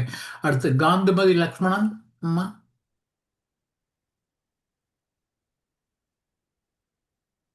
காந்திமதி லக்ஷ்மணன். ஐயா வாழ்க வளமுடன் ஐயா. வாழ்க்கமுடன் ஐயா, ஐயா சொல்லுங்க. ஐயா ஐயா உயிரை பற்றி ரொம்ப சிறப்பாக இருந்ததுங்க ஐயா. மிக்க நன்றி ஐயா. இப்போ எனக்கு 2 கேள்விகள். அதாவது உயிர் இப்போ தாய் தகப்பனுடைய வித்திலிருந்து அது ஒரு நல்ல ஒரு திணிவு பெற்று வந்த பிறகு உடலாகி வருது அப்படின்னு சொல்கிறோம். அவங்க ஆரோக்கியமாக பார்த்துட்டு இருக்காங்க. ஒரு ஒரு மிடில் ஏஜ் வரப்ப அவங்களுக்கு தெரியாமல் அவங்கள்ட்ட ஒரு நோய் வருது அப்படின்னா அது வர காரணம் என்ன ஐயா? அதான் உடல் ஆரோக்கியமாக பார்த்துக்கிறாங்க. பட்டு அவங்களுக்கு ஏதோ ஒரு சூழ்நிலை காரணத்தினாலயா? அதாவது ஒரே விதை தான். முதல்ல சின்ன தளிரா வருது, வளர வளர அது பெரிய மரமா வருது, ஒரு நாள் பட்டு போகுது இல்லையா? அப்ப நல்லா இருந்த மரம் ஏன் பட்டு போச்சுன்னா அது வயது முதிர்ந்து அதே மாதிரிதான் பதிவுகளுக்கு ஒவ்வொரு பதிவுக்கும் ஒரு டைம் இருக்கு. நல்லா ஹெல்த்தியா நல்லா இருக்கவங்க டக்குன்னு ஹார்ட் அட்டாக் போயிடுறாங்க இல்ல. எத்தனையோ பேர் இருக்காங்க நல்லா ஹெல்த்தியா பேசிக்கிட்டே இருப்பாங்க, டக்குன்னு ஒரு டீ போடும்பாங்க, போட்டு கொண்டு வரக்குள்ள போயிடுவாங்க. அது மாதிரி 2-3 பேர் நான் பார்த்திருக்கேன். அப்போ ஒரு நோய்வாய்ப்படல, ஒண்ணுமே படல, ஒன்றும் கிடையாது. ஜஸ்ட் காலை எந்திரிக்க உட்காடுறாங்க, ஒரு டீ சாப்பிடுறாங்க, சாப்பிட்டு அப்படியே போயிட்டாங்க. ஸோ அதெல்லாம் அந்த நேரம் முடிஞ்சதுன்னு சொன்னாக்கா முடிஞ்சிடும். அப்ப அதே மாதிரி ஒரே குடும்பத்தில் இருக்கக்கூடிய 5 நபர்களா இருக்கட்டும், ஒவ்வொருத்தவங்களுடைய ஒரு குணாதிசயங்கள் மனிதனுக்கு மாறுதுங்களா? இப்படிங்கும் போது இங்க 5 பேருக்கும் எவ்வளவு பேர் வித்தியாசம் இருக்கும். குணாதிசயங்கள் ஒரு மாறுறதுக்கு மனிதனுடைய காரணம் வாழ்க்கையிலேயே நீங்க ஒருத்தரை கணக்கெடுத்தாலும் இவ்வளவு பேதங்கள் இருக்குங்கய்யா. ஆ, அப்ப நீங்க இன்னொருத்தர் எப்படி ஒப்பிட முடியும்? வித்தியாசமா அது தான் சரிங்க இருப்பாங்க. ஐயா. ஆ, ஓகே. மகிழ்ச்சி மனிதர் வேறுபாடுன்னு ஒரு பெரிய டாபிக்கே கொடுத்துருக்காருங்க ஐயா, 16 காரணங்கள் வச்சு. சரிங்க அந்த 16 காரணங்களும் ஒவ்வொரு மனிதனுக்குள்ளேயும் ஆக்ட் ஆகும். ம். அதனால இன்னொருத்தரோட கம்பேர் பண்ண முடியாது. ஒவ்வொருத்தரும் யூனிக் பர்சனாலிட்டி. ஒருத்தர் மாதிரி இன்னொன்னு கிடையாது. அதே மாதிரி அவங்களுடைய ஆயுட்காலத்தை நீடிக்கிறதுக்கு ஒரே வழி இப்ப சொல்ற மாதிரி உடற்பயிற்சி, காயல்பம், தியானம் இதை நீடிக்கிறது பண்றப்பதான். கிடையாது, இருக்கிறத காப்பாத்திக்கிறது. ஓ ஓ சரி சரிங்க. அதாவது சாமிஜி என்ன சொல்லுவாங்கன்னா, ஜோசிய சொன்னாரு 45 வயசுல இருப்பீங்க அப்படின்ட்டு. அப்ப என்ன 96 வயசு இருந்தாரு. அது சரிங்கய்யா. சோ விதியை நாம மீறது கிடையாது. அந்த ஜோதிடம்ல உண்மைதானங்கய்யா? நாமளா பார்த்து குறைச்சிக்கலாம். ஒழுங்கா வாழல, ஒழுங்கா பழக்க வழக்கங்கள் எல்லாம் சரியில்லைன்னு சொன்னா ஒரு 90 வயசு இருக்கிறவங்க 60லயே கூட போலாம் இல்லையா? ஸோ இயற்கை என்பது ஒரு இப்போ ஒன்றும் இல்லை, வண்டியை மெயின்டெனன்ஸ் பண்ணீங்கன்னா ரொம்ப காலத்துக்கு புது வண்டி மாதிரியே இருக்கும் இல்லையா? ஒழுங்கா மெயின்டைன் பண்ணலன்னா 5 வருஷத்துல கண்டமான மாதிரி இருக்கும். சரிங்க. அதே மாதிரி உடம்பும் மெயின்டைன் பண்ணினா சரியா இருக்கும். அப்போ அதை அந்த மெயின்டெனன்ஸ் பொறுத்து ஆயில கூட்டிக்கலாம். சரி சரிங்க. கூட்டிக்கலாம், இருக்கிறது தான் விதிப்படி தான் ஆயில 120 மேல யாரும் வாழ முடியாது. என்ன பர்ஃபெக்டா இருந்தாலும் கூட 120 மேல மனித ஜீவனுக்கு ஆயுள் கிடையாது. அது சரிங்க. இப்ப ஜோதிடம்ங்கிறதெல்லாம் உண்மைதானங்க ஐயா? ஜோதிடம் என்பது சாஸ்திரம் உண்மை, சொல்வது கொஞ்சம் மாறி மாறி வரும். காரணம் ஜோதிட சாஸ்திரத்தை முழுசா கத்துக்கிட்டவங்க பெரும்பாலும் கிடையாது. அதே போல ஜோதிட சாஸ்திரத்தில் சொல்லப்பட்ட உட்கருத்துக்கள் இருக்கு. அந்த உட்கருத்துக்களால இவங்க தெரிஞ்சுக்கிறது இல்லை. அதனால வெறுமனே இவங்க படிச்சது அப்படி இப்படியே லிட்டரலி அந்த வார்த்தைக்கு ஒரு அர்த்தம் புரிஞ்சுக்குவாங்க. ஆண் மூலம் அரசாலும் அப்படின்னா மூல நட்சத்திரம் இருந்தா சரி வராது, பெண் மூலம் நிர்மூலம். பெண்ணு மூலத்துல இருந்தாலும் பயந்துட்டு இருந்தானுங்க. இப்போ ஆண் பிள்ளை மூலம்னால வர பொண்ணு தர மாட்டேன்றாங்க. அந்த அளவுக்கு அறிவு விரிவாகி இருக்குது. ஸோ ஆக்சுவலா என்ன அர்த்தம்? அது ஆண் மூலம் அரசாலும் அது சுத்தவெளி. அதுக்கு பெண்ணுக்கு மூலம் அந்த சிவம் என்ற தனக்கு ஒரு மூலம் இல்லாத ஒன்று. பெண் மூலம் நிர்மூலம், தனக்கு ஒரு மூலம் இல்லாத நிர்மூலம்.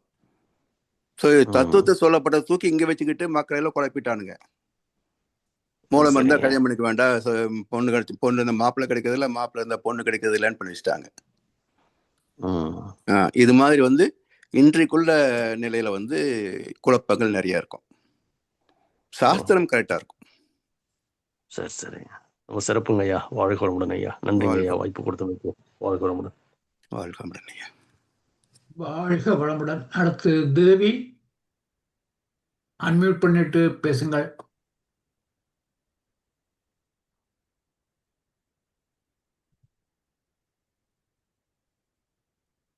தேவி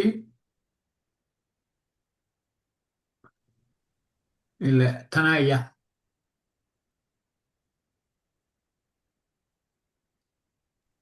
தனா ஐயா, நீங்களும் அன்மியூட் பண்ணுங்க.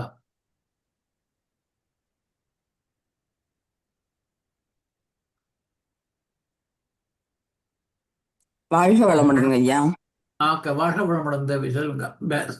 வாழ்க வளமுடன்மா, சொல்லுங்க ஐயா. நம்ம கரு உருவாகும் போது முதல்ல வந்து காரண உடல், 2வது நுண்ணுடல், 3வது சூக்கும உடல், அந்த வரிசையெல்லாம் உடல்ன்றதுதான் உயிரோடலம்மா சொல்றாங்க ஐயா. அப்ப சூக்குமம்ன்றது வந்து நுண்ணுயிர்ன்றது. ஓகேங்க. அப்ப அந்த உடலை விட்டு உயிர் பிரியிற அந்த இறுதியிலையும் கூட வந்து இந்த ஆர்டர்ல தான் மரணம் நிகழுதாங்க ஐயா. ஆமா, அதாவது இப்ப உயிர் போதுன்னு வச்சுங்களேம்மா, முதல்ல சுவாசம் நிக்குது இல்லையா, சூடு குறையுது, ரத்தம் வந்து உறையுது, ரத்தம் உறைஞ்சு கெட்டியாயிடுது. அப்போ காற்று, வெப்பம், ரத்தம், மிச்சம் இருக்கு. உயிர் இருக்கா? உயிர் போகும்போது இதெல்லாமே ஒவ்வொன்றா விழுகுது. சரிங்கய்யா. இந்த 3 முடியறதுக்கும் உயிர் போறதும் சரியா போயிடும். மிச்சம் என்ன இருக்குன்னு பாத்தீங்கன்னா, ரத்தமே உறைந்து சதை மாதிரி கெட்டியாயிடும். அப்புறம் எலும்பு. அப்ப அந்த எலும்பு சதை 2 தான் மிச்சமாகுது. இதை நாம புறைச்சாலும் எரிச்சாலும் அது சிதைஞ்சு போயிடும். இது வந்து பஞ்சபூதங்கள் சேர்க்கையே தான். சொல்றீங்க. அதேதான், பஞ்சபூத சேர்க்கையே தான், அதே மாதிரிதான் போகும். அப்ப ஜீவகாந்தம்ன்றது உடல் இயக்கமாக மன இயக்கமாக இருக்கு. உடல் இயக்கம் வேணா நின்றுதுன்னு சொல்லலாம். ஜீவகாந்தம் தான். ஜீவகாந்தம் தான் உயிராக மாறுகிறது. உயிரே தான் திசுக்களாக மாறுகிறது. திசுக்களே தான் உறுப்புகளாக மாறி உடம்பாக பிரசமாகுது. சோ அடிப்படை ஜீவகாந்தம் தான். அப்ப அடிப்படையில ஜீவகாந்தம் தான் முதல்ல வந்து மரணிக்குது, 2வது உயிர், 3வது உடல், அந்த மாதிரிங்களா ஐயா? ஆமா, எல்லா ஜீவாந்தத்தின் 3 நிலைகள். 3 நிலை: இயக்க நிலை, உருவ நிலை. சரிங்க, வாழ்க வளமுடன் ஐயா. இன்னொரு கேள்விங்க ஐயா. நம்ம பஞ்சதன்மாத்திரைல 5 புலன்கள் வழியா நம்ம வந்து அனுபவம் கொள்றோம். அப்ப அந்த ஜீவகாந்தம் வந்து மறுபடியும் வந்து அது சுத்தவெளி ஆகுதுன்ற இடத்துல ஒரு இடத்துல ஐயா சொல்லியிருக்காங்க, அருள் தந்தை. அது ஜீவகாந்தம் மீண்டும் வந்து சுத்தவெளி ஆகுதாங்க. அதாவது இப்போ நம்ம உடம்புல எடுத்தீங்கன்னா, நம்ம புலன் வழி தொடர்பு கொள்கின்ற போது இந்த ஜீவகாந்தம் தன்மாற்றமாகி நமக்கு உணர்வுல கொடுக்குது இல்லையா? ஆமாங்க ஐயா. கொடுத்த உடனே அந்த காந்தம் பிரிஞ்சிடும். இப்ப நம்ம பார்க்கிறோம், உயிர் தொடர்ந்து இயங்கிக்கிட்டே இருக்குது. காந்தம் வந்து உணவு வழியா நம்ம சாப்பிடுற உணவு காந்தமா மாறி உள்ள போகுது. காந்தம் திணி போயிட்டு உயிராக மாறுது. உயிர் வெளியே வந்து அனுபவங்களா கொடுத்துட்டு வெளியே போயிடுது. ஸோ பேசிக்கலா ஜீவன் சக்தி தான் உள்ள வருது, பெருசாகுது, வெளியே வருது, தன்மாற்றமாகுது, போயிடுது. அப்ப எந்த ஜீவகாந்தம் வந்து சுத்தவெளி ஆகுதுன்றது அது தன்மாற்றத்தினுடைய ஜீவனத்தினுடைய விலை வந்து கடைசியில ஃபைனல் ஸ்டேஜ் வந்து வெளியாயிடும். வாழ்க வளமுடன். சிறப்பான விளக்கம், நன்றி. வாழ்க வளமுடன். வாழ்க வளமுடன் ஐயா. ஐயா, எனக்கு ஒரு கேள்வின்னு சொல்லி, இது விதண்டாவாத கேள்வியாகவும் இருக்கலாம். அல்ல இப்படின்னா ஐயா, இந்த போன வருடம் போல ஆல்மோஸ்ட் இந்த டைம் தான் ஒரே மாதத்துல 3 பேர் தெரிஞ்சாங்க இறந்தவர்கள். அதுல பார்த்தீங்கன்னா ஒருவர் வந்து 97 வயசு, இன்னும் ஒருவருக்கு 80 வயசு, இன்னும் ஒருவருக்கு 72 73 இருக்கலாம்.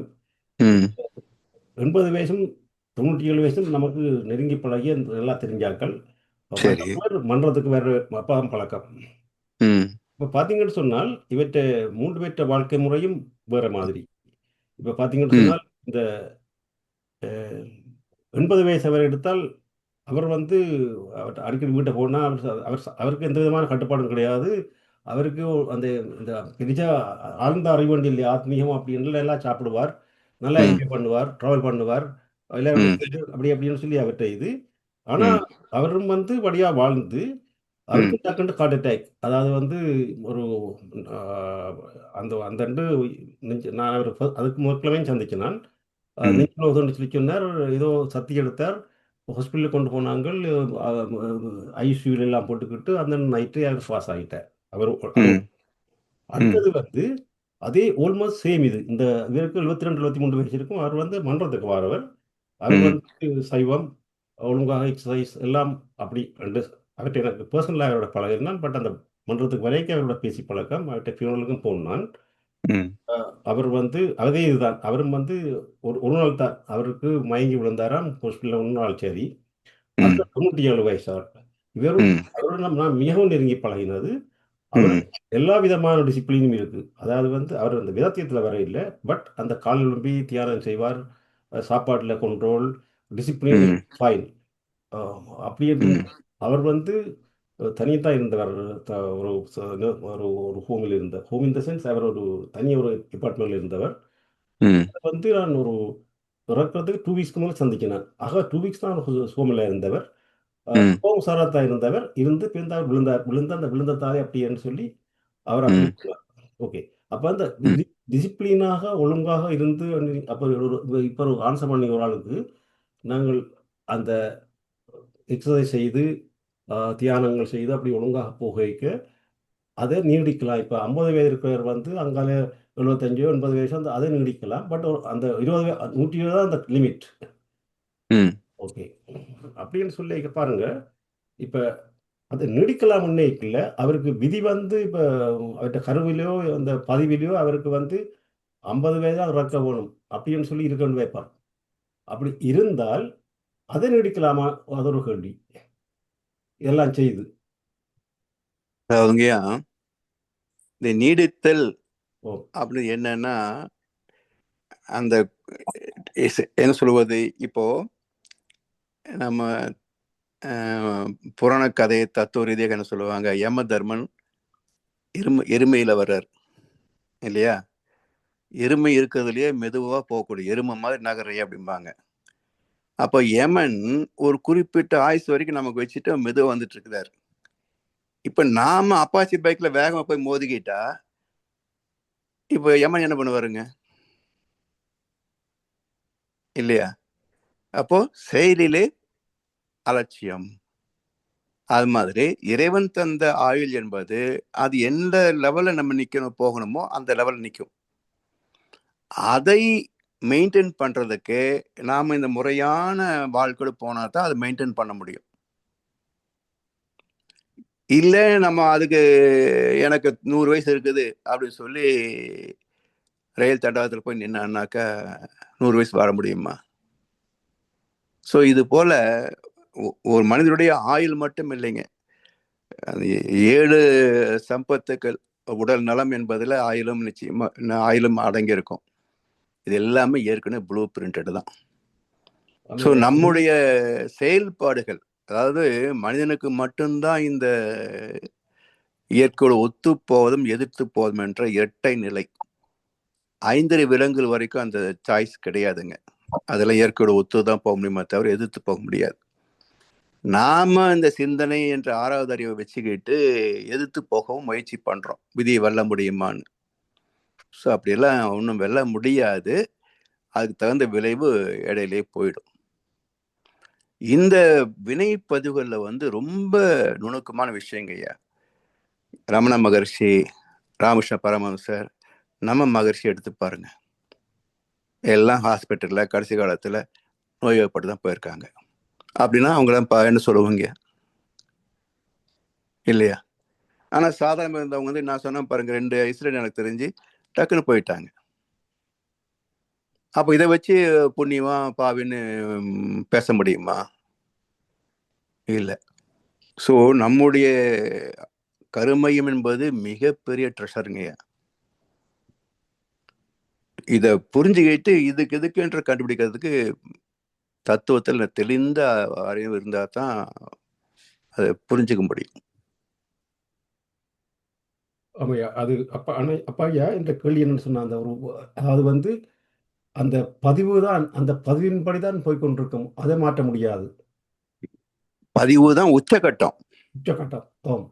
இப்போ ஏன் கடமைச்சே பலன் எதிர்பார்க்காதுன்னு சொல்றாங்க அப்படின்னா, அந்த கடமையை செய்தால்தான் அது எட்ட முடியும். எனக்கு விதி இருக்குது, கிடைக்கணும், சும்மா உட்கார்ந்தா கிடைக்காது இல்லைங்களா? எனக்கு 100 வயசுன்னு சொல்லிட்டு எல்லா வேலையும் பண்ணினா 100 வயசு இருப்பாங்களா? இல்ல. அதே போல இப்போ இங்க எடுத்துக்கங்களேன், தமிழ்நாட்டுல எல்லா விதமான ஆய்வுத்தனமும் உண்டு. அவர் 96 வயசு வரைக்கும் இருந்தாரு. மகர்ஷி 96 வயசுல போனாரு. இப்ப 2 பேரும் ஒன்னா பார்க்க முடியுமா?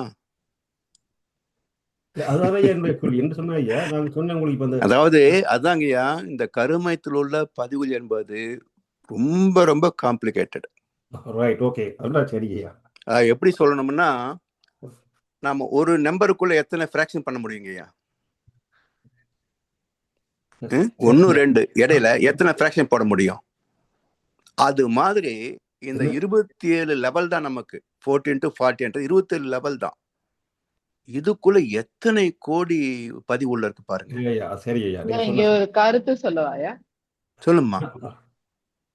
இப்போ நீங்க சொன்னங்க 90 வயசு வரைக்கும் வாழ்ந்தாருன்ட்டு. அவருடைய சந்ததிகளும் கஷ்டப்படும் இல்லையா? அவருடைய கண்டிப்பா பதிவுகள்ல.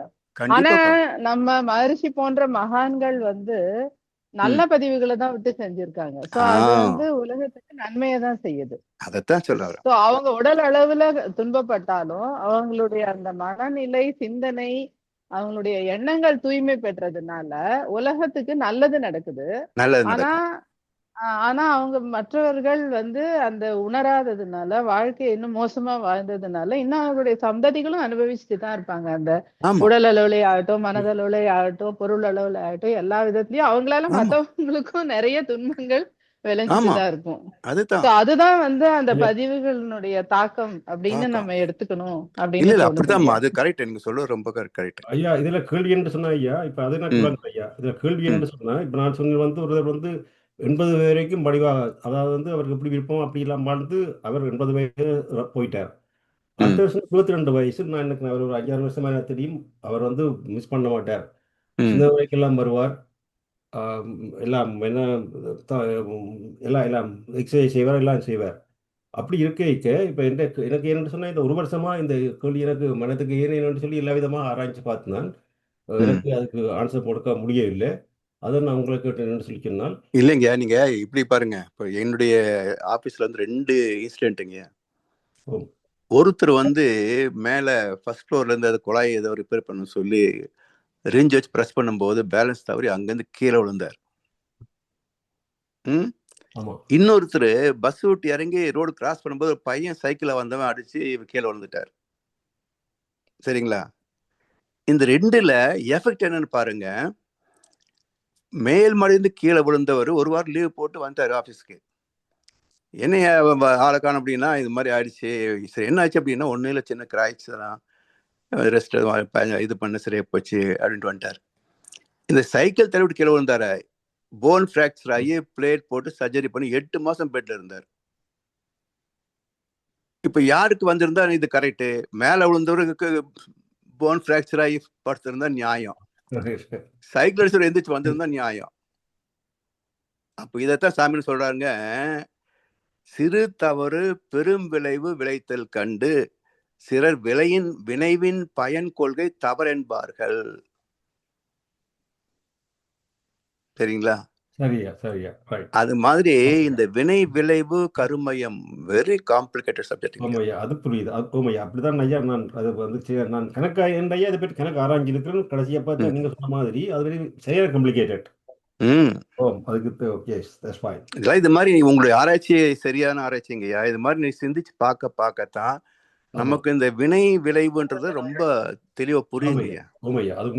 ஏன்னா நல்லா இருந்தாரு ஏன் போயிட்டாரு, எல்லாம் தப்பு பண்ணி நான் நல்லா இருக்கானு ஏன் அப்படின்ற போதுதான் கர்மாவுடைய குவாலிட்டி, அவருடைய எஃபெக்ட் எல்லாம் என்னன்னு புரிஞ்சுக்க முடியும். நன்றி ஐயா. வாழ்க. ஐயா வாழ்க வளமுடன் ஐயா. கேட்கலாமா ஐயா? வாழ்க வளமுடன். சொல்லுங்க ஐயா.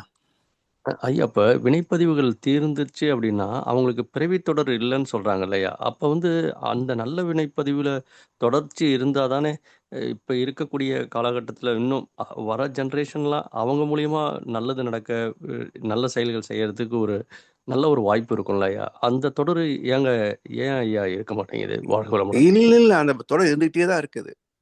இப்போ மகரிஷிக்கு பிறகு நம்ம எத்தனை ஆசிரியர்கள் வந்து நல்லதை பேசுறோம், செய்யறோம், ஓரளவு பின்பற்றி கொண்டு இருக்கிறோம்.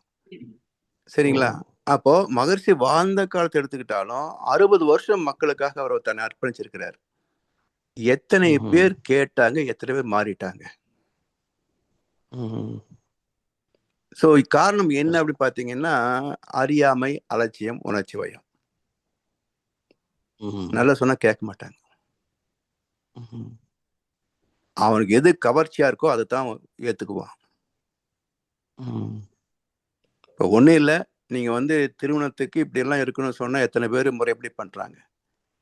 இப்போ லேட்டஸ்டா பொண்ணு டான்ஸ் ஆடுறா, மாப்பிள்ளை டான்ஸ் ஆடுறா, ஸ்டேஜ்ல டான்ஸ் ஆடுறாங்க.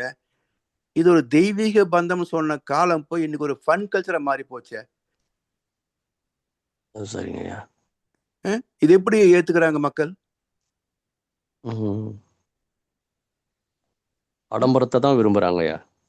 ஆடம்பரம் மட்டும் இல்லைங்க ஐயா, அதெல்லாம் பேச முடியாத கருத்துலாம் அதுக்குள்ள இருக்குங்கய்யா. சரிங்கய்யா. அந்த டான்ஸ் கத்துக்கிறது, மேக்கப் போடுறது, சரிங்க, இதெல்லாம் அதாவது நாகரிக வளர்ச்சி என்பது அவசியம். அது நன்மை நோக்கி போகணுமே தவிர சீரழிவுக்கு போயிடக்கூடாது. இதெல்லாம் யாரு முடிவு பண்றது? ஒரு கலாச்சாரத்துல மாற்றணும்னு சொன்னா ஒரு ஞானிக்குத்தான் அந்த தகுதி உண்டே தவிர வருஷ பிறப்பு தை மாசமா சித்திரை மாசமா சொல்றதுக்கு யாருக்கு யோகியது இருக்குதுங்க? சரிங்க. ஞானிகளுடைய சப்ஜெக்ட். அதுல எல்லாம் பெரிய நான் தான் அது உலகமாக மேதான்னு காட்டிக்க முடியாது. முட்டாள்கள் மத்தியில மேதாவியா இருக்கலாம், விவரம் தெரிஞ்ச மத்தியில மேதாவியாக முடியுமா?